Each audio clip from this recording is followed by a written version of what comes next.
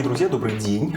Пермский театр оперы и балета начинает 2022 год с очень важного проекта, с возобновления двух знаковых спектаклей не только для нашего театра, но и для российской сцены, и для международной сцены.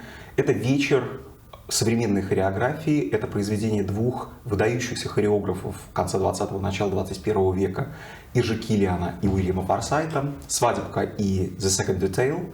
И сегодня мы будем говорить с одним из важнейших героев этого проекта, с Ноа Гелбером, многолетним соавтором, как сказать, коллаборатором Уильяма Форсайта, который на протяжении очень многих лет работал в России, который практически уже, мне кажется, на какую-то значительную часть стал русским танцовщиком и русским хореографом. Может быть, мы об этом можно сказать, да. Мы об этом поговорим. И сегодня мы будем говорить в основном о творчестве Уильяма Форсайта, о том, как Ноа Гелбер работал с ним сначала как танцовщик, потом как многолетний ассистент. И поговорим, конечно же, о The Second Detail в Перми.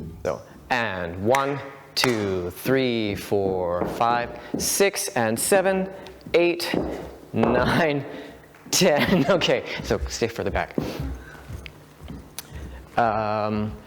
When you do the first PK, you don't want to be going straight up this way. You want to be really thinking, well, sorry, first of all, he doesn't want this. He wants it to just go straight out. So be out more that way when you PK. Out. Yeah, that was better. Now, as you do this here, articulate that elbow, which is going to change the shape of your shoulder. Right. Now, when you do this, don't let this, go ahead. Don't let this come in towards you.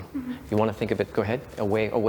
Now, bend over my arm, bend over. Right, exactly. Я, на самом деле, хотел бы предложить начать с самого начала. Когда, при каких обстоятельствах, как это было, когда вы впервые встретились с Уильямом Форсайтом и с ним лично, а может быть, чуть раньше с его хореографией? Как это было?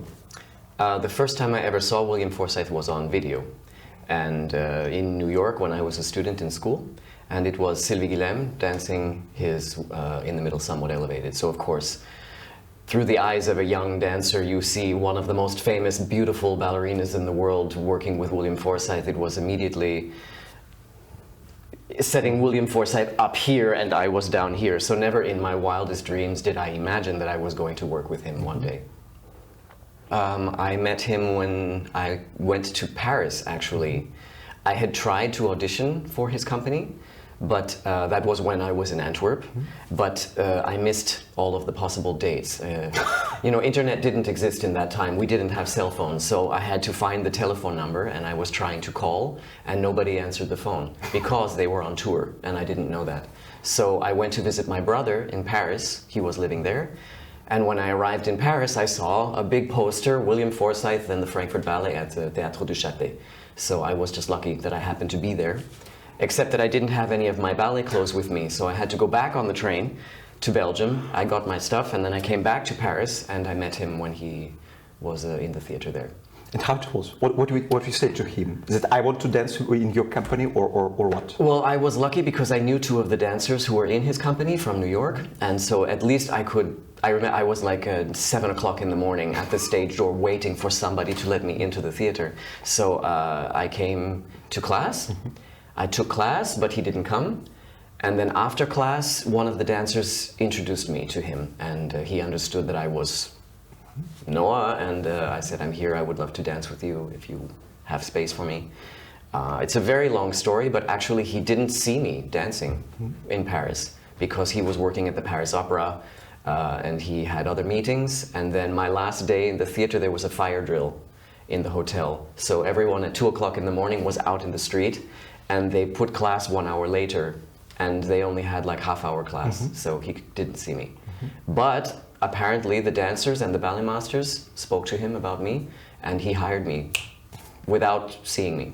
Я бы, на самом деле, почему я так фокусируюсь на вашем начале работы с Форсайтом, когда вы теперь мы знаем, при каких удивительных обстоятельствах вы начали свою работу во Франкфурте, потому что у нас в голове существует такое очень четкое представление того, конечно, оно усугубляется в России, когда мы говорим о достаточно консервативно обученных танцовщиках, которые работают в основном с классическим репертуаром, но даже если компания работает, скажем, с современной хореографией, или она танцует Баланчина, у нас в голове есть понимание того, представление, может быть, это иллюзия, того, что очень трудно переключиться с более классического репертуара на хореографию Форсайта, с ее специфическим лексиконом, с ее специфической техникой. Как это было в вашем случае? I was trained in the Ballanчин school, which is arguably classic. George Ballanчин took the tradition of Russia to America, and he created an American school, so to speak. But actually, the school that he created was very Russian. So it was really based on what everyone is learning here in Russia, and slightly, he changed it a little bit. He accentuated things that he wanted to see more of, like the speed or the accuracy of the feet and the musicality. And of course, his choreography was using a lot of counterpoint, which was maybe less common in the strictly classical, historical genre. So perhaps I was a little bit more prepared for something that was a bit neoclassical, but I also studied flamenco, I studied tap dance, I studied jazz. New York is a wonderful place because you have all of those things available, and I took full advantage of that. So I was not only a classical dancer. And Uильям Форсайт, one could argue that he took Баланчин and pulled it further in the direction that Ballanчин maybe was already going. So the American style went in a way that was perhaps a continuation of Ballanчин, except there was a lot of influence from Europe. There's a lot of Parisian style, there's Italian style, there's German style in there. It is definitely a departure from pure classical dance, which is always square and the arm is always here and it's always in a very clearly predetermined position. So it might be a difficulty for dancers who are only used to that, who have only been told do this and not anything else, to suddenly break that structure. But I think it's, especially where we are today, in the 2000s, it's 2022 already, it shouldn't be something that's so uncommon, especially with the way internet is spreading everything. You can go on YouTube and you can see anything today. You can look up any choreographer, and if it exists, it's there for the people to see, for dancers to study, for it goes into their bodies. And 1, 2, run 3. E. Okay, good, good, good. Very nice start, very nice. Let's just a little further up stage. Great, that was much better. Now from here, boom. Think of drawing a line up the back of your leg, so your like this part of your heel is going to brush up the back of the leg, up the back of the knee, try to go even higher on your thigh, then go out to attitude, and then draw the same line back down. Up, up, up, up, up, up, up. Right, see the difference? So you can do your arms at the same, like the développé here is going to be reflected in the développé with your elbows going up. And pop, pop, pop, pop, pop, pop, pop. Good, that's good timing. Have a little bit more of a connection with this and this, that they go up together. So you're actually growing, still growing, growing, growing, growing, growing, growing. And pop, pop, pop, pop, pop, pop. Good, I like that. Это очень интересно, то, что мы сейчас говорим так подробно о взаимоотношениях Форсайта и классической традиции, потому что я очень хорошо помню, когда в 2004 году такое первое большое появление Форсайта на русской сцене в исполнении российских танцовщиков при вашем участии, это было в 2004 году в Мариинском театре, восприятие творчества Форсайта, его хореографии происходило под очень сильным влиянием важнейшей идеи, которую высказал тогда Павел Гершензон, который на тот момент был идеологом и программным архитектором Мариинского балета. Он высказал идею о том, что очень парадоксальную, которая тогда была абсолютно парадоксальной, но которая стала абсолютно привычной в России сегодня. О том, что Форсайт являющаяся в каком-то смысле наследником Баланчина, является также и наследником Петипа.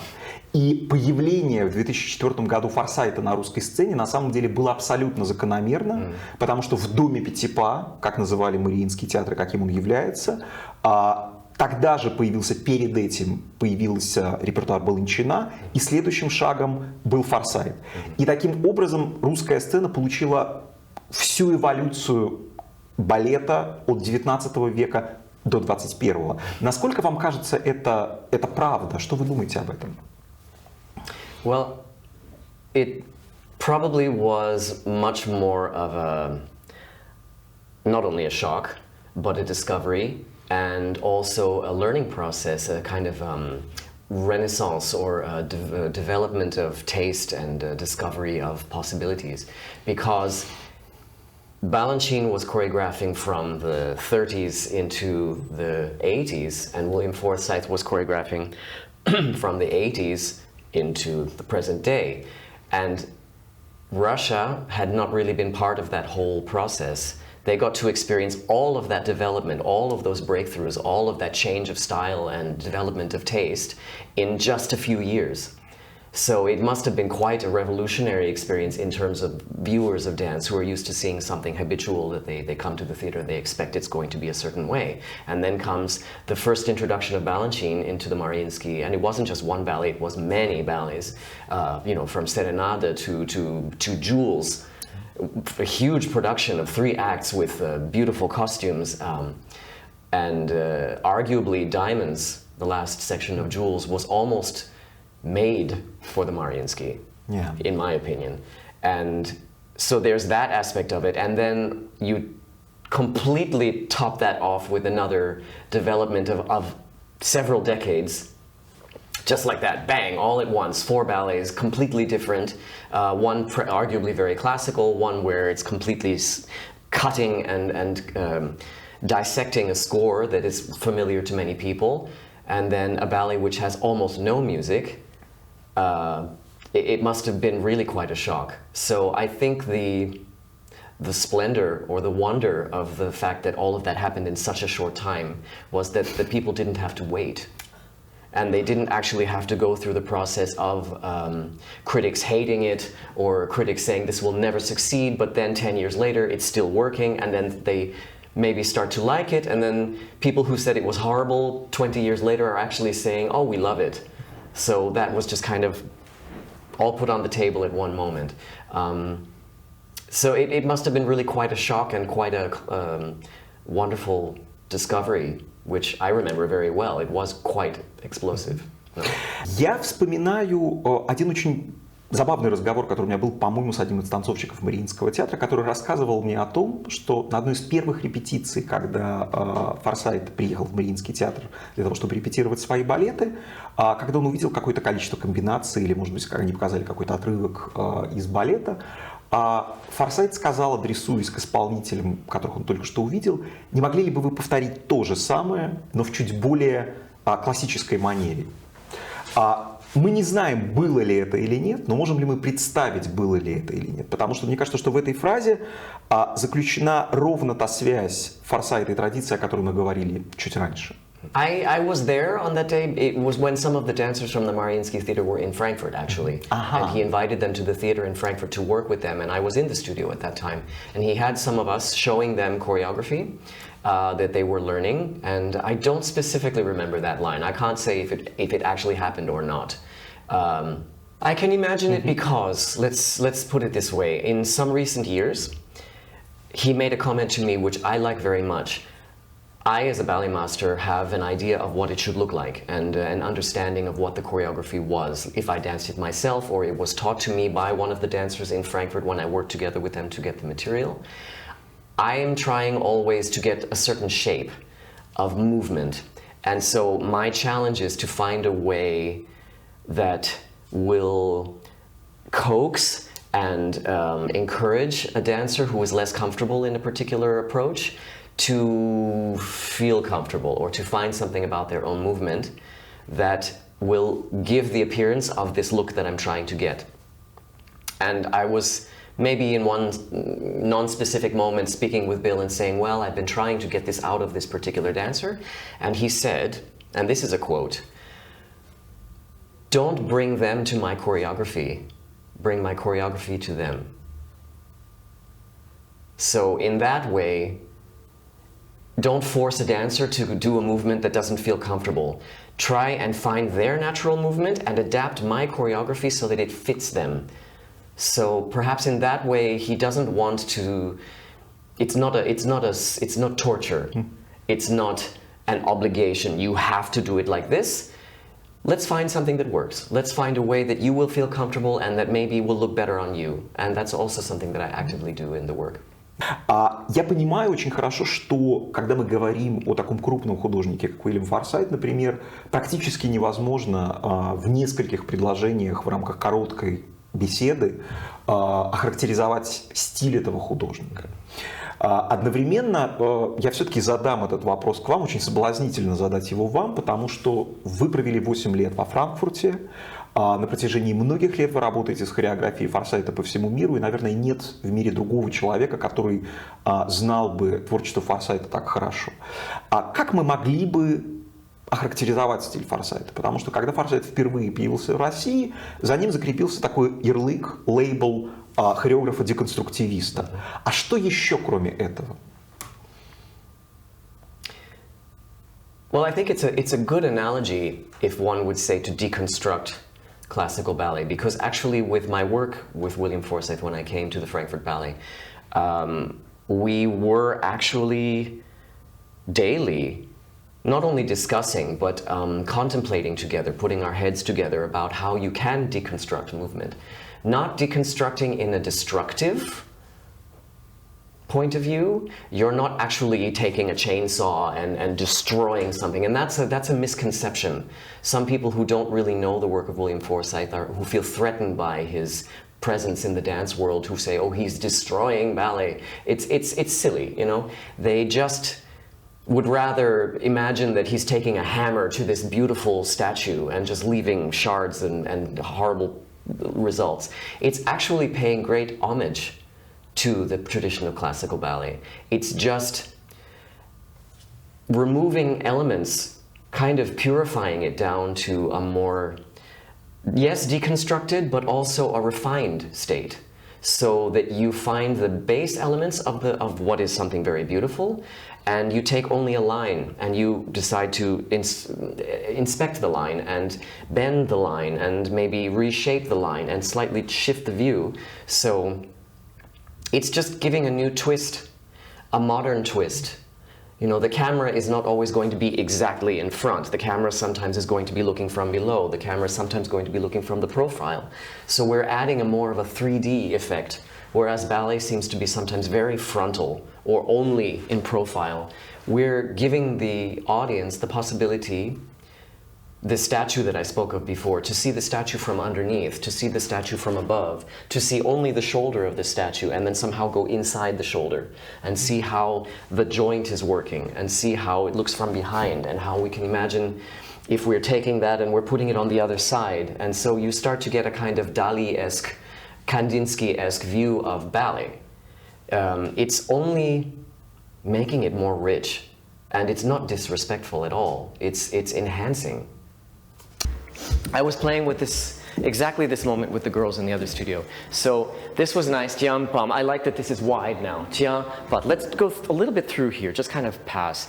Tiens, here, and now take an angle and then develop it, develop it, develop it, develop it, develop it, develop it. Yeah, you can lift the leg slowly, but you don't actually want to be like arabesque. You're kind of going up to it. Yeah? Can be a little bit more on the leg if you want.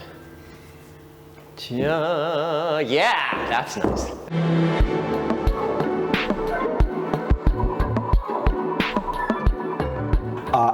Поскольку вы 8 лет провели во Франкфурте, работая с Форсайтом, и вы танцевали очень много новых названий, которые были поставлены специально для этой труппы, было бы очень интересно поговорить о том, как строился репетиционный процесс Форсайта. Предположим, вы знаете о том, что Форсайт ставит новое название, новый балет, Вы ничего о нем еще не знаете, он приходит в класс, и что происходит дальше? Как этот процесс строится, процесс создания нового спектакля? It's difficult to pinpoint exactly because he was always reading something, researching something, having a new idea. Sometimes he communicated the ideas that he was having with us. Sometimes we were involved in the kind of pre-production phase where we would just gather ideas and then we would continue to change and augment those ideas that we were starting with. Sometimes we would completely abandon them halfway through and start with a new idea. Sometimes he would give us text to read. Sometimes he would give us each a different task. Other times he would come into the room and just start making movement. And we would just figure out, we would have a whole bunch of combinations, like 10 combinations, and then we would combine the combinations and then see what happens if we would each singularly make our own combination using little pieces of whichever combinations we wanted. So we would have little combinations. It was my combination, Christina's combinations, Francesca's combination, and then everybody would learn everybody else's combination and we would start putting something together. And it would even be sometimes that you had 3 or 4 people in one group and we would see what happened. So sometimes he was there from the beginning saying, okay, you try this, okay, how can we combine that, you lift this person. Other times he would just say, you know what, have fun, make something. And he would leave, and I'm sure he was doing something else. It's not like he was just having a coffee. He was reading something, or he was speaking with a dramaturg, or he was having a discussion about some kind of video projection or another idea that he was going to bring into the piece later. But we would work in the studio 1 or 2 or maybe even 3 days, and then he would come back and say, okay, show me what you've worked on. And he would take the stuff that he liked, and he would somehow put something together. So there were moments when it was very collaborative, but absolutely there were moments where he would make every single step. So it's as rich as the spectrum of Uильям Форсайт's work, so rich was the process, and so different. Я хотел бы следующий, как бы большой довольно вопрос задать вам, который касается взаимоотношений Форсайта и музыки. Это очень широкая тема, это очень разнообразные взаимоотношения, потому что, с одной стороны, есть многолетнее соавторство Форсайта с композитором Томом Вильямсом, который писал электронную музыку для многих его спектаклей, скажем, The Second Detail, который сейчас будет идти в Перми, но одновременно это фантастический опыт работы Форсайта с классическим репертуаром, скажем, первая часть Impressing the Tsar, в которой он работает с 14-м квартетом Бетховена, фантастически его в том числе пересочиняя, и работая как одновременно, как сказать, ну как в каком-то смысле как композитор, пересочиняя этот материал. И в последние годы мы наблюдаем какие-то удивительные, совершенно неожиданные вещи вроде балета, который Форсайт сочинил для Парижской оперы, где он работает с песнями Джеймса Блейка, который практически поп-певец. Да? Форсайт и музыка. В каких взаимоотношениях они находятся? Как он с ней работает? It's difficult to speak for a living choreographer because I'm only an assistant. You know, I can only have my personal relationship with what is the result of his personal relationship with music. So it's my take on it. I can't speak for him. I know that he's a very musical person. He listens to music a lot. But it's just a matter of finding a music or a theme or an idea about music that somehow grabs him and pulls him in. I remember at one moment when he was creating a solo for me, and we were looking for the right music, and I was thinking, okay, I'll give him a couple of suggestions. So I sent him a few digital files, and the way he said it to me was, they don't inspire my choreographic elf. It's like the choreographic little elf inside that says, yes, I want that one. So what can you say to the taste? You know, he just needs to find the right music that inspires him. Sometimes he's fascinated by the sound of the body.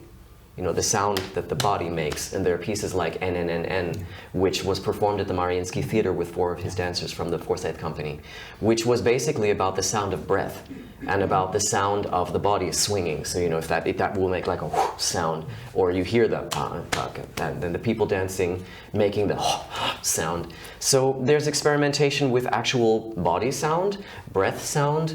Sometimes he works with a collage that's very minimal, just a little bit of a noise in the back, or sounds, melody. And then, of course, full on, he's worked with Haydn, and there's also, of course, the Beethoven. There's Bach that he works with. So he loves classical music. It's just finding the right balance and that inspirational elf. Let's find a more comfortable solution for you. That was quite nice. I still think when you feel more comfortable, this will travel more up in this direction. Yeah. Maybe it's a bit slippery in here, isn't it? Okay, so this was good. This was nice. When you start the jeté, imagine also that this arc, even as you're going down, it continues going up.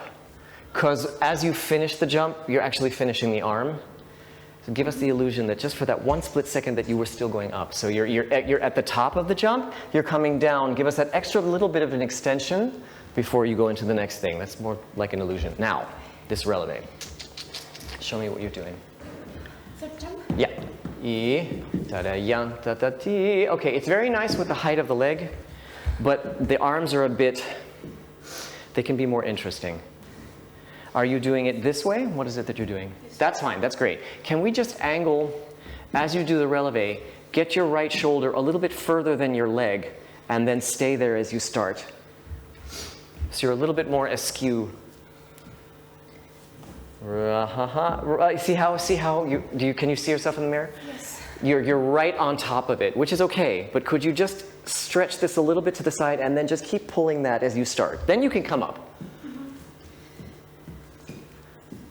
More. Oh, yeah. So, start, stay there as you're lifting the leg. Now, as the leg goes up, then you can come up. That's fine. And then do what you did before. Just it's the beginning transition. We want to have a little bit more of a counterweight. Now come up. Good. That was nice. В последние годы, на самом деле, вот возвращение Форсайта в Парижскую оперу, это было большим потрясением для танцевального мира, потому что после довольно большого продолжительного периода Форсайт вернулся на сцену как хореограф и создал новый спектакль. Потому что на протяжении достаточно продолжительного времени он работал как художник, как современный художник. И, скажем, скорее его выставочные проекты, инсталлятивные проекты, проекты, связанные с видео, он занимался этим.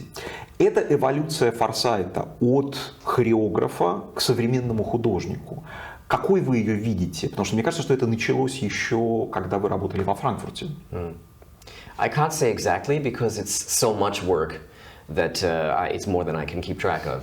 It's almost like a full-time job to keep track of everything that he's done. I remember in Frankfurt that there was a moment when he had done one of his installations, and I had never seen any of that kind of work. I was working with him in the theater every day. And then I went to see the results of it, and I thought, oh, he's doing that now? Oh, great. And I've read about him doing slow-motion choreography, where actually they have trees which are attached to cables, and as they're growing, they're being very slowly pulled downward into a curve. So one could call that choreographic time. You play with time. It's all choreographic in a way, because all of his installations have something to do with movement. Either you're required to walk around something to see it from different sides, or you're encouraged to enter into whatever it is that creates an effect, because as soon as you enter the space is no longer the way it was. These are all explorations of choreographic reality. I mean, one could argue if we're sitting at the table and there's nothing there, as soon as we sit down, we change the entire balance of the space because we are now in relation to things. So you and me sitting here, we are actually interacting with the space, and one could argue that that is choreography.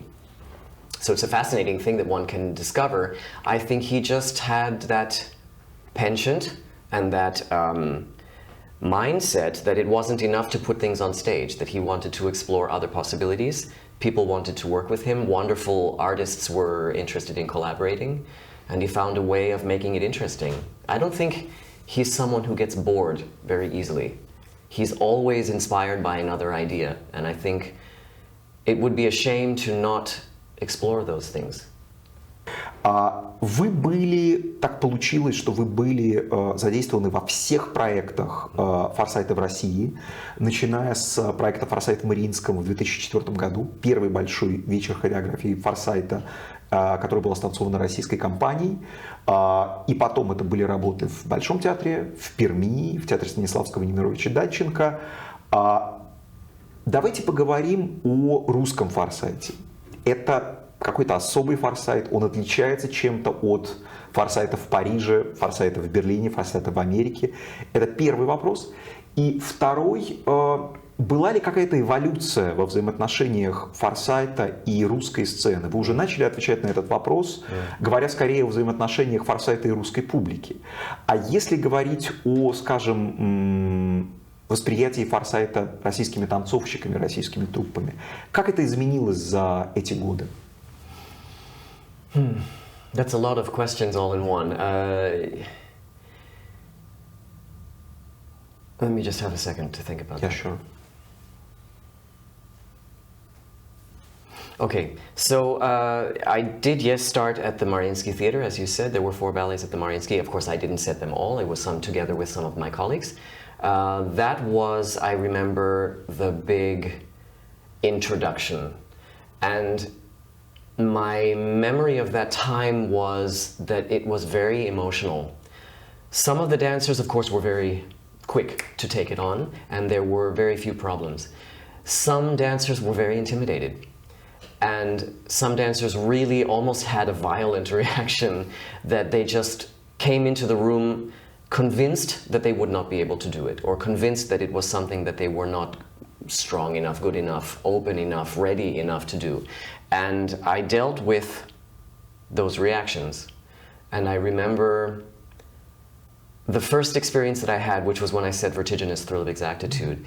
There were some girls that they just needed to really understand that they had permission to not be perfect, and that I wanted them not to be perfect, and that it was about getting from one place to another in the most interesting way possible, in the most personal way possible, and not the way it's written in a book, that this has to be like that, and it has to be perfectly vertical, and the arms have to be exactly in that way, and their hips have to be in the right space. So I saw them observing themselves in the mirror, judging themselves in the mirror, immediately based on another criteria. And I had to create distractions, images. It was a completely different thing. It was very sensory. I remember saying to some of the girls, okay, imagine that you're massaging your shoulder. Imagine that you're letting your abdominals slide past each other. That your hip is dropping one over on top of the other one, or the one underneath the other. I tried to make it as sensory as possible. I remember with one girl, I used to make her hold a piece of fabric, so that when she moved her arm, that actually there was movement at the end of the arm, so she understood that it doesn't end at her fingers. I remember with one girl, I had her hold a water bottle, so that when she did a movement, that she understood that there was weight, and that it wasn't just her arm moving, but that it was something bigger than her. And of course, while I was doing these things, I saw the big question mark above the head. What is he doing? Is he crazy? What is this?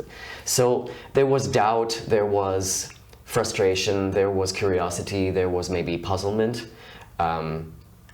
Somewhat equivalent to when you say something to a dog and the dog goes, you know, dancers look, and I'm used to that. They look at you and they just go, huh? So I remember that. But then, as soon as the premiere happened, all of the dancers in the school saw the premiere. We invited them to the dress rehearsal, and it was clear, those dancers have now seen it. It's burned into their memory, and you can't change that. Which means, from now on, each new set of dancers that joins from the Vaganova school knows this, and it's going to be one of their aspirations. Or maybe they don't want to. Maybe they decide, I don't want to do this. At least they have an opinion about it. It immediately changed the face of what they were seeing. It changed their expectations and their motivations. Maybe a young boy at age 10 or 12 saw one of the solos in the middle, somewhat elevated, or step text, and said to himself, I want to do that.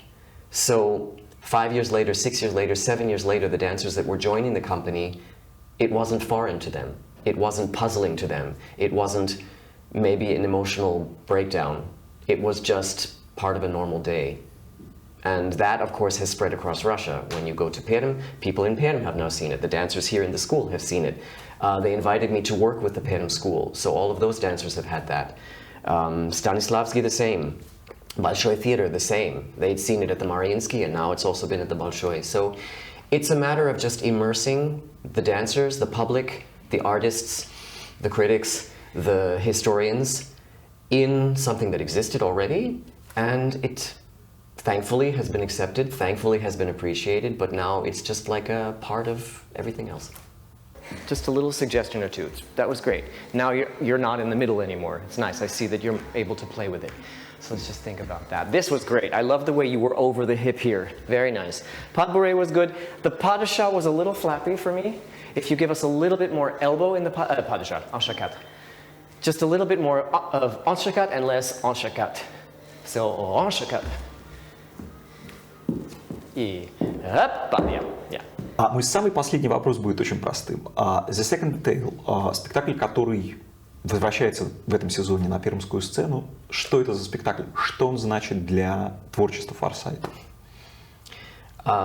It's funny because it's called The Second Detail, and I personally think of it more as the 2,742nd detail, because there are a lot of details. There are a lot of things happening. There are a lot of people on the stage. There's a lot of music. There's a lot of musicality. There's a lot of interaction between people. There are a lot of unexpected elements. There are secrets which I will not give away here, but things that will be a surprise to anyone who comes to see it.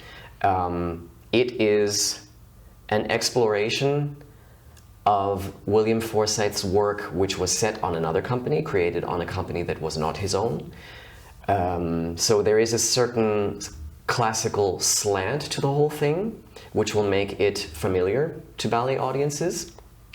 But then added to that was the side of the exploration that he was doing in the Frankfurt Ballet at the time with different kinds of movement. And it's maybe particular to mention that the second detail was the first half of a full evening. And the second part of the evening was called The Loss of Small Detail. So that was a full immersion in another world that it's hard to describe to people who've never seen his work of that kind. It's definitely one of those ballets that I think people should feel good after having seen, but there might be a moment where they really need to scratch their head and say, okay, what did I just see? And maybe think about it. I would not say this is one of those ballets that you come to see and you say, oh, that's nice. That's not my reaction. And that I think to have that reaction is really just to scratch the surface of what is much deeper.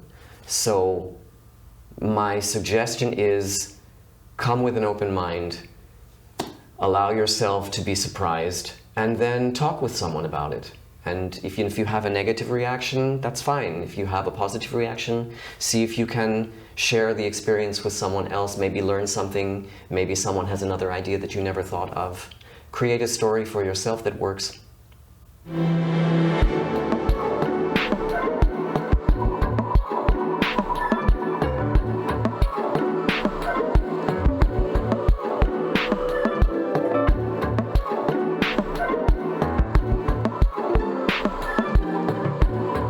Спасибо, что вы с нами.